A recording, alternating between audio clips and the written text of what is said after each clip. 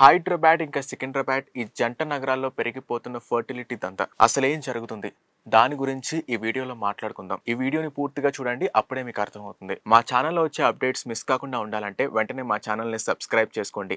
పక్కనే ఉన్న బెల్ ఐకాన్ని యాక్టివేట్ చేసుకుని మీ ఫ్రెండ్స్ అండ్ ఫ్యామిలీకి షేర్ చేయండి. సో రీసెంట్గా చూసుకున్నట్టయితే సికింద్రాబాద్లో Indian sperm tech cryo system clinic, so దీని హెడ్ ఆఫీస్ అహ్మదాబాద్లో ఉంది.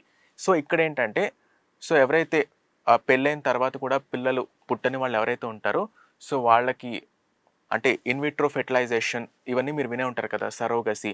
సో ఇవంతా అక్కడ చేస్తారనమాట. సో అయితే ఏమైందంటే ఇది ఇప్పుడు దందాలా మారిపోయింది. సో అంటే ఇల్లీగల్గా చాలా చేస్తున్నారు. సో అంటే దానికి కూడా కొన్ని లిమిటేషన్స్ ఉంటాయి. ఏఆర్డి అంటే అసిస్టెన్స్ రిప్రొడక్టివ్ టెక్నాలజీ. సో దీని ప్రకారమే వాళ్ళు చేయాలి, కానీ ఆ రూల్స్ని అతిక్రమించి వాళ్ళు చాలా చేస్తున్నారు. సో అదేంటో దాని గురించి ఫుల్ డీటెయిల్స్ తెలుసుకుందాం. సో ఈ క్లినిక్కి ఓనర్ ఎవరైతే ఉన్నారో పంకజ్ సోని, సో ఆయన 7 టెక్నీషియన్లతో కలిపి సో ఈ దందాన్ని మొత్తం నడిపిస్తున్నారు. ఇది ఎప్పటి నుంచో జరుగుతుంది, కాకపోతే రీసెంట్గానే పోలీసులు, గోపాలపురం పోలీసులు పట్టుకోవడం జరిగింది వాళ్ళని. సో అయితే జనరల్గా మనం చూసుకున్నట్టయితే ఈ సరోగసి కానీ ఇన్విట్రో ఫెర్టిలైజేషన్ ఐవీఎఫ్, సో వీళ్ళు ఎవరైతే ఉంటారో కపుల్స్ వాళ్ళు పెళ్ళైన తర్వాత 5 ఏళ్ల తర్వాత కూడా పిల్లలు కలగని వాళ్ళు ఎవరైతే ఉంటారో వాళ్ళు ఈ ప్రాసెస్కి వెళ్తారనమాట. సో ఈ మధ్యకాలంలో అంటే వర్క్ ప్రెషర్ వల్ల కానీ ఈ హెవీ కార్పొరేట్ కల్చర్ వల్ల సో ఇది బాగా పెరిగిపోతుంది. సో మెన్స్లో స్పర్మ్ కౌంట్ కానీ విమెన్లో చాలా సమస్యలు ఇవి పెరిగిపోతున్నాయి. సో దీని కారణంగా ఏంటంటే ఈ సరోగసి కానీ ఐవీఎఫ్ పద్ధతిలో కానీ వెళ్తున్నారు. దీనికి ఉన్న లిమిటేషన్స్ ఏంటంటే ఎవరైనా ఒక వ్యక్తి అంటే ఎవరికైనా ఒక స్పర్మ్ తీసుకోవాలనుకుంటే వాళ్ళు స్పెసిఫిక్గా ఒక తెలివైన వ్యక్తి కానీ ఒక మంచి వ్యక్తి సో వాళ్ళ స్పర్మ్ తీసుకోవాలని ఏ కపులైనా అనుకుంటారు.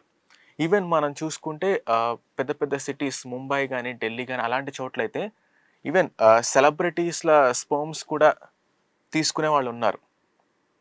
సో ఆ కల్చర్ ఇంకా హైదరాబాద్లోకి రాలేదు, మేబీ ఇంకా వచ్చే ఛాన్సెస్ ఉంటుంది. సో అలా తీసుకునే వాళ్ళు కూడా ఉంటారనమాట. అంటే పెద్ద పెద్ద క్రికెటర్స్ స్పర్మ్స్ కానీ యాక్టర్స్ స్పర్మ్స్ కానీ సో ఇలా వాళ్ళ స్పర్మ్స్ తీసుకునే వాళ్ళు కూడా ఉంటారనమాట. అలా ఏంటంటే ఒక తెలివైన వ్యక్తి, ఒక మంచి వ్యక్తి స్పర్మ్ కావాలనుకుంటారు. కాకపోతే వీళ్ళు ఏం చేస్తున్నారంటే బిచ్చగాళ్ళ స్పర్మ్స్ కానీ ఇంకా రోజువారీ కూలీల స్పర్మ్స్ కానీ సో వాళ్ళకి ఎలా అంటే ఒక మందు బిర్యానీ ఎరేసి వాళ్ళతో ఈ స్పర్మ్ తీసుకుంటున్నారు.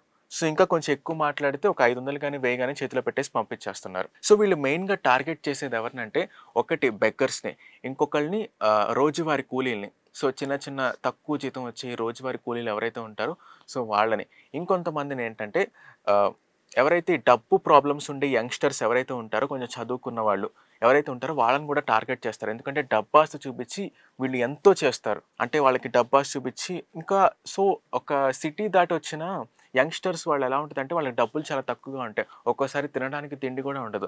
అలాంటి పొజిషన్లో ఉన్న వాళ్ళని వీళ్ళు పట్టుకుని సో వాళ్ళ స్పర్మ్ తీసుకుంటారనమాట. సో వీళ్ళు చదువుకున్న వాళ్ళు కాబట్టి వీళ్ళు ఎక్కువగా క్వశ్చన్స్ వేస్తారు, ఇది ఎందుకు అది ఎందుకు అని క్వశ్చన్ వేస్తారు. సో దాన్ని కట్టిపడేయడం కోసం ఇంకా వాళ్ళు 500 1000 ఇంకా చేతిలో పెట్టేసి పంపించేస్తారు. సో దీనివల్ల ఏమవుతుందంటే ఓకే ఇదంతా ఓకే కదా, ఇది కూడా ఒక బిజినెస్సే కదా అని మీకు అనిపించవచ్చు. కానీ దీనివల్ల ఏమవుతుందంటే ఒక వ్యక్తినే పదే పదే పిలుస్తారు, పదే పదే వాళ్ళ దగ్గర ఈ స్పర్మ్ తీసుకుంటారు.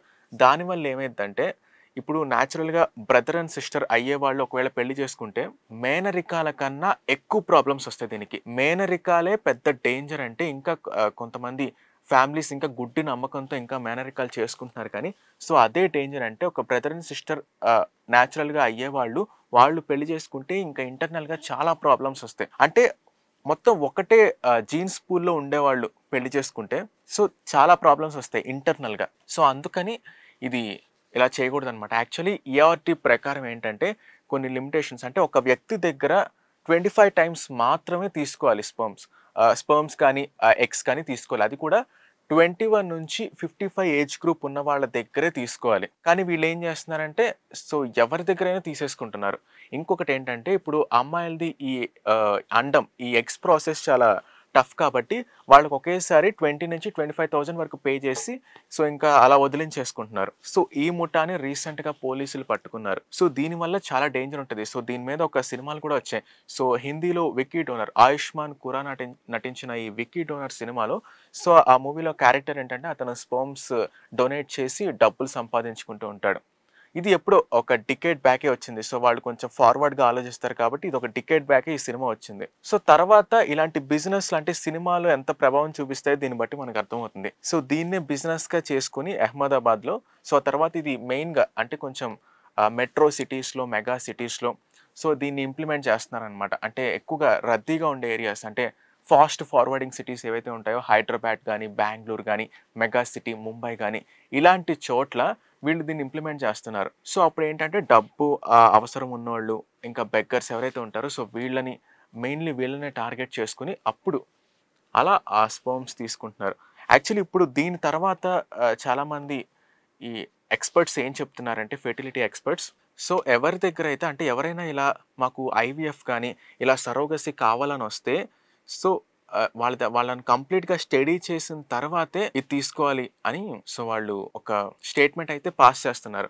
కొన్ని రూల్స్ అయితే పెడుతున్నారనమాట. అంటే ఇప్పుడు సపోజ్ ఒక కపుల్‌కి పెళ్ళైన 5 సంవత్సరాలకు కూడా పిల్లలు కలగకపోతే సో వాళ్ళనే కన్సిడర్ చేయండి. సో మిగతా వాళ్ళని కన్సిడర్ చేయొద్దని చెప్తున్నారు. సో పైగా ఏంటంటే ఇప్పుడు సరోగసీ పద్ధతి తీసుకుందాం. సో సరోగసీ పద్ధతి కూడా బయట ఎవరిదో అద్దె గర్భం తీసుకోకుండా ఆల్రెడీ అంటే వాళ్ళ ఫ్యామిలీకి సంబంధించిన ఎవరో ఒకళ్ళని వాళ్ళని కూడా 35 ఇయర్స్ లోపు అంటే 21 నుంచి 35 ఇయర్స్ లోపు వాళ్ళనే తీసుకుని సో వాళ్ళ దానిలో సరోగసీ ప్లాన్ చేయండి అని కొన్ని రూల్స్ అయితే పాస్ చేస్తున్నారు. నిజంగా ఈ దందా ఏదైతే ఉందో దాన్ని ఖచ్చితంగా మనం గుర్తించాలి.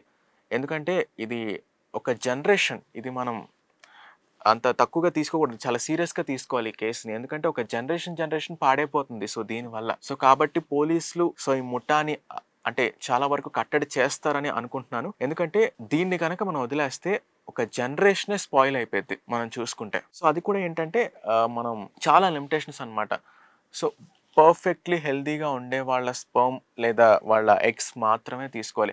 రీసెంట్‌గా తెలుగులో కూడా ఒక మూవీ వచ్చింది. 'మిస్ శెట్టి మిస్టర్ పోలిశెట్టి' అందులో అనుష్క క్యారెక్టర్ కూడా సో చాలా పర్టిక్యులర్‌గా అన్నమాట. చాలా పర్టిక్యులర్‌గా ఎవరైతే క్వాలిటీస్ గానీ, వాళ్ళ మంచితనం ప్రతి ఒక్క క్వాలిటీస్ వాళ్ళ హెల్తీ డైట్ గానీ ప్రతి ఒక్కటి కన్సిడర్ చేసిన తర్వాత ఆ స్పెర్మ్ హీరో దగ్గర నుండి ఆ స్పెర్మ్ తీసుకుంటారు. సో ఇలానే చేయాలి. సో ఇదే కరెక్ట్ పద్ధతి. అలా చేస్తేనే ఒక జనరేషన్ మొత్తాన్ని మనం కాపాడిన వాళ్ళవుతాం. సో ఈ ఇష్యూపై మీ ఒపీనియన్ ఏంటో కింద కామెంట్స్‌లో చెప్పండి. అలానే వీడియోని లైక్ చేయండి, షేర్ చేయండి. మా ఛానల్‌ని సబ్స్క్రైబ్ చేసుకోండి.